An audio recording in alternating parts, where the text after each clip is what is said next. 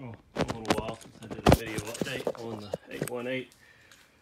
Spent a lot of time on it, but just doesn't feel like a whole lot of progress. It's one of those things where the last 10% takes 50% of the time. I have the ECU completely installed. I believe it is completely wired up. I got it installed. I tried to read it with the Tetrix cable and the ROM reader, and I couldn't read it, so I thought it was locked.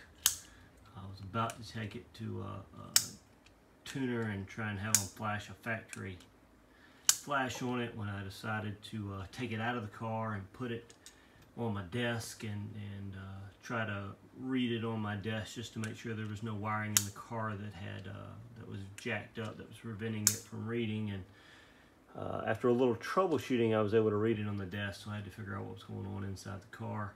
And what it turned out is there's a green and red wire right there that should be coming from the ignition switch, and I had not hooked it up because it's right beside another red and green wire that goes to the HVAC, which I was going to hook up later. So it was just coiled up with all the HVAC wires.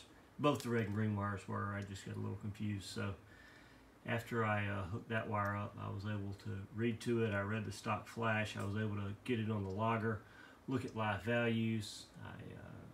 I could move the accelerator pedal and see that moving in the software. I took a heat gun and heated up all the temperature sensors and could see the temperature sensors heating up. So it looks like most of my sensors are working. So after I did that, I got the gauge wired up just temporarily. I don't intend to run the gauge, but I wanted it for first starting up and doing some testing. I believe I had the EasyGuard wired up on my last video. What else did I do? I ran some more. Well, I tidied all the wires up. I got them all in loom, and I got them all pulled out of the way and tie wrapped in place mostly. I put the intercooler back on, got the degas tank mounted up and all connected. And what else? I got the fuel system plumbed up. That was mostly in place. It's all done with AN fittings. So fuel filter, fuel pump comes around. Figured out this thing finally. This was the Power Agency fuel rails. It's kind of interesting. Fuel comes in here, and it goes out the two bottom ones to the fuel rails, fills up the fuel rails, and then comes back into the two top ones. This is the fuel pressure regulator, factory style.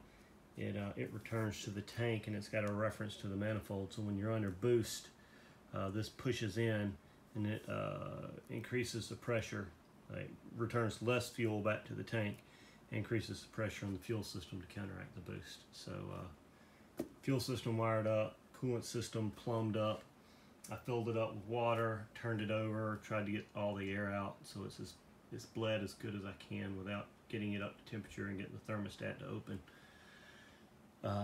Alternator's almost wired up. That's what I'm working on right now. And hopefully we're going to fire this bad boy up this weekend.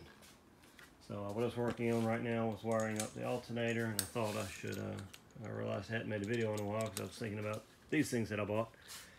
Instead of using 150 amp fuses, because the alternator's in the back, battery's way up front, and I don't want a hot wire running that far with no fuse on it. I found these resettable circuit breakers. They weren't but about $20 each. 150 amp mega fuse. The cheapest you can get one's about 15 bucks. So $5 to $8 more, you can get a resettable circuit breaker and not have to replace fuses when you blow one. You just trip it and reset it. So I'm installing these. There's going to be one right here on the back firewall, and it'll run over to the alternator, and then there'll be one on the front firewall, and it'll go to the battery. And I'm probably going to go ahead and replace that 150 amp MIDI fuse with one of these as well. It's just a really nice piece, assuming I like how these work once I get them installed. And you got the new fan and shroud combo. It almost fits. It's about an inch too wide. Just barely doesn't fit in there. So I will I'll trim an inch off, close the end up, and that'll work real well. So they're making a lot of progress, but it was just a lot of real little stuff, not a lot of video-worthy stuff.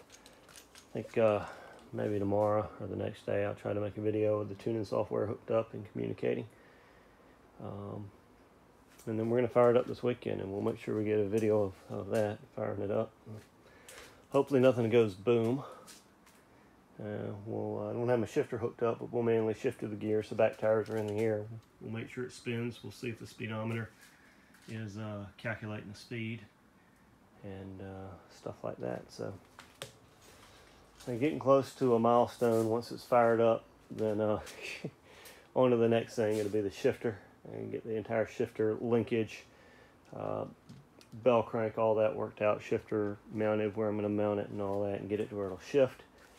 And then after that, I'll finish up on those custom rear brakes, do a best I can alignment, double check all the suspension torque, and bleed the brakes, and then we'll be ready for go-karting. So it's almost Halloween, and we're going to do a first fire this week.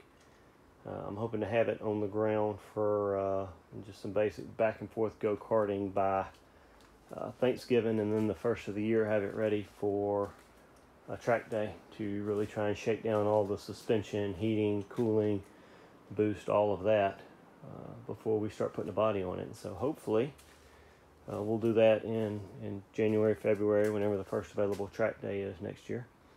And then next spring, we'll start on all the custom body work, at which point this build's going to get real slow.